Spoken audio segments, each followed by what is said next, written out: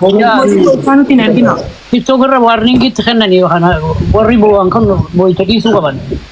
Abdii keenya please oguuta akka bishaan dhugi fuula kanallee irraa as deebi please wallahi lazim jaalaluma obboleeyyan keenya walii araaramuu kanaatitu akkana si gammachiisa illee miira keessa si galchee si boolisaa jira. Wallahi nu hundinuu namni imimmaan hin qabin hin jiru biyya abdiin boo'ee fi waan kanarratti jechuudha. Ammoo namoota like ijjabeessineetuma taa'u jira jechuudha. So waan san ta'e jecha inni namaa hundinuu wal qixa qabee taa'uu hin danda'u. Wallahi hedduu takka ulfaadhu galatoomni si jaanillee obboleessa kiyya waan bareedaa gootee wanni akkanaa kun biyyee hibbe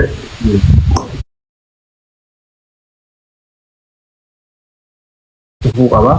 Yoonni fi wal dabbiin akkanallee hin dhufte wanni ta'e jechuudha. Ani ammaa birraallee hedduu takkaan jaaladha wallahi lafiin namaan jiree hedduu wanni tasaa akka gaariitti dhaggeeffadhurraa inninis.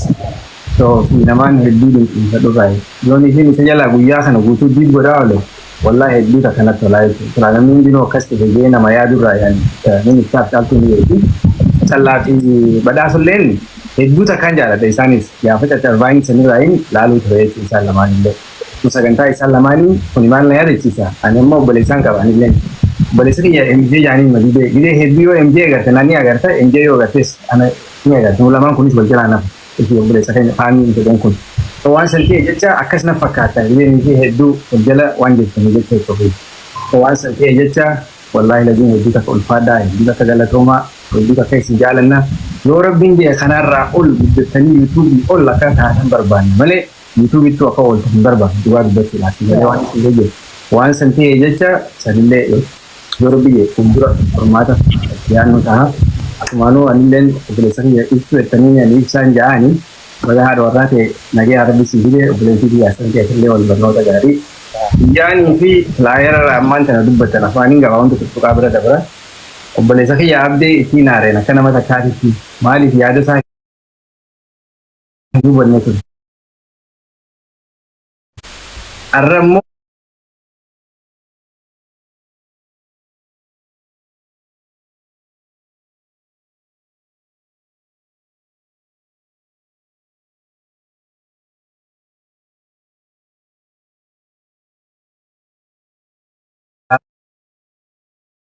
mesti tak nak saya namanya saya itu dan Yohan namanya juga sejarah tu.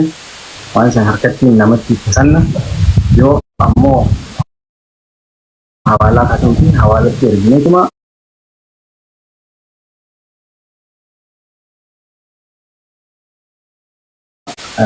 update tu sih tak ada bahaya itu orang dulu ya senang cari kan bisa wala hasilnya itu. So karena tidak boleh amai silaman kita ni wan tak kata ni dabalu haruja. Haro. Ayat. Isaan lamaan badhaasoo fi xallaadhaan haa ta'u si'a afaanitti biratti deemta osoo nuti hundi dhageenyu akkasumatti afoo otoo hin jaanii saree kun tanaa miira kiyyaa jette fayyidaan afoo otoo hin jaanii amma isin biratti akka afoo otoo hin jaanii fadha hawaasa kana biratti akka gammachuu wal dubbisanii obboleessa kiyyaa afoonaan illaa qalbiin as keessaa gammachuun godhee wanni dabare namu wal daba wal lola ada ilmoon wal dabbi baka shabatte irraanfadda ammaan tana kana booda ta dhuftuutu guddoodha baga kuttee baga wal loltanii silaasittiin duunji sababa sasanii walitti hin qabamnu baka ta dabartee nu irraanfaddaati ammaan tana akka harootti afootuun illaa waliin jaa sasaniin alaa warreen kaayiroo jirtan birraa faanis qaamaan gara walitti daa wal dubbisiisa amma osoo nuti dhageenyu akka afootu Abdiat, मैं abdi offset bukan. Infam ya. Wan mau beli sekenya abdi yang kan please. Berarti pada so islaman isin khanne jira. Namni isin ralle TV khana yo kan accha kaisa gallale haso dan dole ni. To wan santa ya wan beli sekenya charge bakara yo watani irra kurar da ne maki banadda akawali ti haso an gommaci sarab bija. Berat hobi. To kiwani chalaban. Padahal itu jalan mana? Tambah bisa. Betul nggak banyak tu? Wan agarnya walbira awal rutani setelah hak botani bira berarti kok padahal kau bentak kerana kau kau galah belasir bola tu. Dal saganta Europe binje sani finje bar.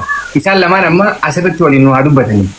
tasanirra caaltummaas inshaallah yoo rabbiin jee sagantaa fi caaltuun biraa fi caaltuun qopheessitaniiti magaaluma kaa yeroo san keessatti isaan kanallee walitti fiddanii akkasitti kan walitti fageessan taatan yoo rabbiin sanillee sagantaa hawwatti illee kan bareeda atomi sagantaa wayii qopheessinee anaaf akka ajaa'ibatti faa isaan godhee waliin namni arraan tana gammachuu isaanii asirratti argu kun waliin adda isaan argan sanii qopheessina amma asirratti akkuma isaan jaalanii lamee dhiifamu waliin jaamu hawaasni kun nama. Isaan lamaa yoo guddiste. Guddisuun akkamiin guddisan? Or yeroo takka isin gabbuusee isaan lamaan guddisu namoota cinaa. Ni dandeessa. No, ni danda'ama akkanumatti. Barbaachisa akkanumatti wayya. Akkanumatti wayyanis. Ayyaa takka takkaan naasoo yookiin Haa dubbata. Afaan naani biraa inaan dubbatu. dura callaatu dubbata badhaasotti akka nama badhaasotti haasa'uuti obboleessaan kee badhaasotti nuwaa ta'ii afootuun illaa tura batte jeeni ta dhuftullee gartee akka abdii nuti fi hawaasni illee isinirraa qabnutti wal agarraa waliin dareenaa akka nu gochuu feena jalqabaati callaa jettee nu fuusisaa. Okay, galatoomaa ulfaadhaa isin hedduu nama gaggaariidha. Baay'ee gaaromminni beektaa gocha malee jechaa miti. Namoota gaarii jechaan gaarii hedduun beeka. Isin immoo warroota gaarii gochaati. Gaarommina warra gochaa nu agarsiisa. Zamana kanatti namni yeroo ifii fudhatee diinagdee ifii invest godhee obboleeyyan lama walitti araarsuudhaaf jecha sa'a isaatti gubee as taa'u hin jiru. Kanaaf immoo rabbi jazaa isin haa kafalu. Isin haalaan nama gaariidha. Gaaromina keessaniif maaf ragaa fi baadha. Lamadatti immoo an obboleessa kiyya badhaasoo yoo ani itti balleesses dhiifama naaf haa godhu. Yoo inni natti balleesses an dhiifama godheetiif hin jira. Ammas naaf isa walitti arkuu yoo barbaaddan beektaa waan takka takka ammas dhugaa hin bareedadha. Naaf badhaasoo boru hojii daleenee waan bareedaa waan gaarii qabannee dhufna yoo kan barbaaddan taate nuti maateriyaal abbaa takka hin qabu. Anas boru daleenee dhufna waan akkasii. Dhuguta akka dubbadhu. Yoo inni balleesses yoo ati balleesses osoo hin ta'in annuun osoo hin jeen isaan. Isaan jedha. Badhoon isiin waliin. Aye. Okay, obboleessa kiyya badhaasaa yoon isin balleesse dhiifama naaf godhi maqaa hawaasa Oromoo bal'aa asiin daawwachuu jiru kanaatiin. Ani immoo dhiifama siif godheetiin jira. Keessa kiyyarraan dhiifama siif godhee rabbiin na harka. Dhiifama innoo asirraa hanga qiyamatti dhiifama siif godheetiin jira. Bitabbe. Mashallah. Thank you. Timbufa. Bakki fi abadoo kiyya akkuma inni jetti silaa irra siin deebi'u ni beektaa obboleessa kan keetiif. Duraan dursee hundi keessanuu yeroo ammaa tana wanni qaaliyyoo jiraatte yeroodha. Yeroo teessan aarsaa gootanii dhuguma araara obboleeyyan keessaniitiif jettanii asitti argamu keessanii hunda keessanii galatumaan isin jechuu barbaada. Jiruuf jireenya keessatti immoo arrabaa fi ilkeen wal loyti dhugaa dubbachuuf dhugaadha akka carraa ta'e naaf callaan haa wal dhabnu malee waan hedduu haa hojii dabarsinee tokko guddaa. Anis miira keessa galee wantootan jee fi tarkaanfii nan fudhadheetu jira. Akka sanillee kana godhu na godhe miira yeroo san keessa turee fi inni keessa na naqeerraayi arra sanutti dabree jira. Sanundaa kaasuun irraa illee eeggamu. Isin irratti kun dhiifama jechuun barbaada. Chaanal illee paaswordii deebisee bakka ittiin deebisaa.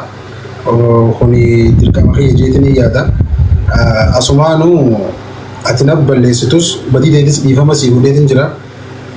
Tiillee dhiifama akkanaa gootuun barbaada. Maqaa hawaasaa maqaa keessummaa yeroo isaanii gurguranii asuma jiranii dhiifama isin jechuu barbaada. Afaan Allah. Thank you bro. Galatoomii wallahi hedduu gammachuu guddaatu taagana hin jaamneetu dhaga'amee jira. Hedduu galatooma kana caalaa wanni barbaannu hin jiru obboleeyyan keenya akkana wajjin haasawanii afootu waliin ta'uu caalaa wanni feenu hin jiru. Hundi keessanuu obboleeyyan keenya hundi keessanuu warreen walitti mufannee asumaan hundi afoo naa illaa isinilleen warri mana jirulleen warri as keessa jirulleen hundi keessan galatooma gammachuu hagana hin jaamneetu nutti dhaga'ame. Tatanarraa hafe yoo barbaachisaa ta'e namoota as jala jiran irraallee yaada fuudhaa yoo barbaachisaa ta'e taphallee ni taphannaa isaan tiifaadhaafiin mana gadhiisaa itti fufaa haasawaa.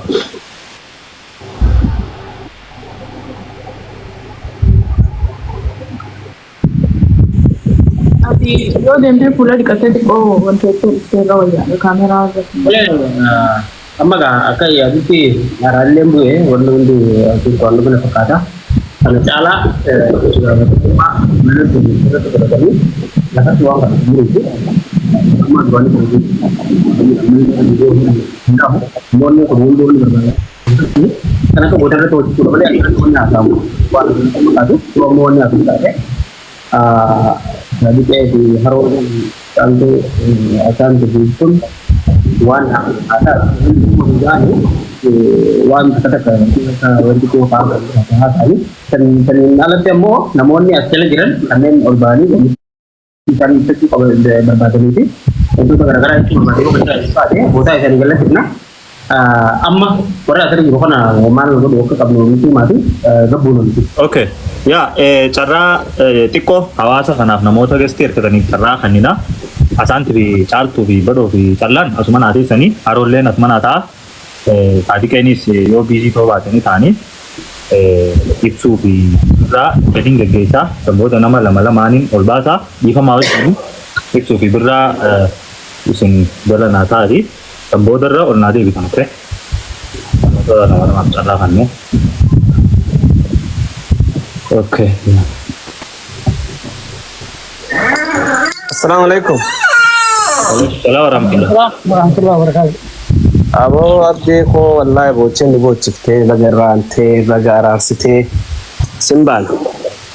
Man dagawa mara sinu ma garrasi biro khanya wallahi jabadu atina majabada atina magari da na kulkullu dasi sigale arranta no dodigate osolubute ummata kana bafte kannite jirta an heddu ummata caala siin nagamachise biro dhageesse kanaafu jabaadhu ammallee by the way abdishawi jechuuni nama beekamtillee nama osoo oromoo keessaa namni beekamu tura beekamee dilaa tura arraa fi zaman ammaa kanaa miti abdiin jechuudha gochi ati arra goote